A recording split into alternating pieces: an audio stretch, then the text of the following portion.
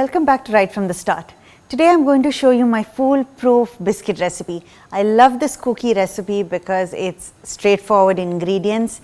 More importantly, it's something we can make up in a jiffy and children can get involved and do whatever they would like with this recipe. So join me in this recipe. So the ingredients for this are simple. It's butter, sugar, atta, and the flavorings that I'm using are vanilla essence, baking soda to help it rise, and also chocolate chips, butterscotch chips and peppermint chips. Okay, so it's really simple to make this cookie dough. Remember the measurements: 1 part butter to 1.5 parts sugar to 2 cups atta. Now I don't use maida because it's really refined and it doesn't make sense to have that kind of food or nourishment for our body. In fact, sometimes when I make this at home, I don't add butter, I instead use jaggery. Okay. So first mix the butter and sugar. Now there are times when I want to make peanut butter cookies and I will use peanut butter instead of butter. Use almond butter, peanut butter. Be as creative as you like, and that's the beauty of this recipe. So once the butter and sugar has come together this much, time to add the atta, and along with the atta, I'll add the baking powder. Now it's nice to add baking powder in this recipe because it gives the cookies just a little bit of rise, which then forms a beautiful crust and the inside is nice and soft.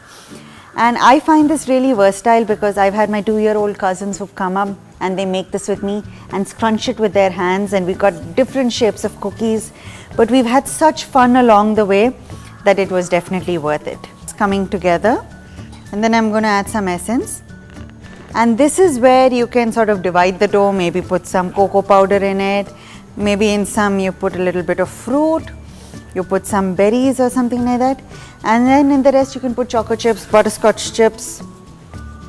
Actually everyone can have their own flavor in these cookies. So homemade butter is definitely the best, and I know that sometimes we don't get the time to home make our own butter, but if you can do it, please do. It's well worth the effort.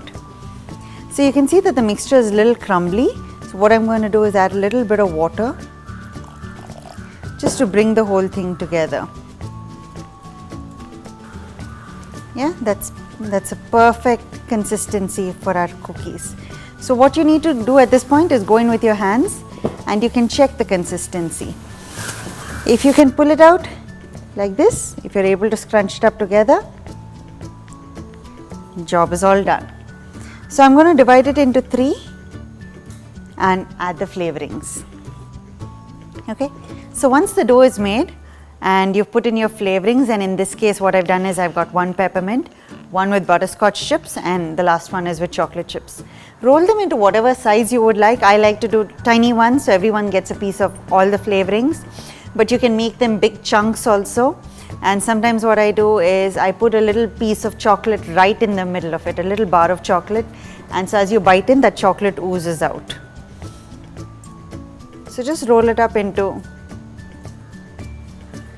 make sure you flatten it a little so that it cooks evenly. If you leave it as a round ball, what will happen is the inside will not have cooked as much as the outside. And then these are ready to go into a preheated oven at 180 degrees. So what I like to do is before I start making the dough, I switch on the oven at 180 degrees. By the time this is done, the oven is also ready. Put it in for about say 7-8 minutes. Check at that point, you may want to turn the biscuits once over, and then at the end it will be ready in about 10 to 14 minutes.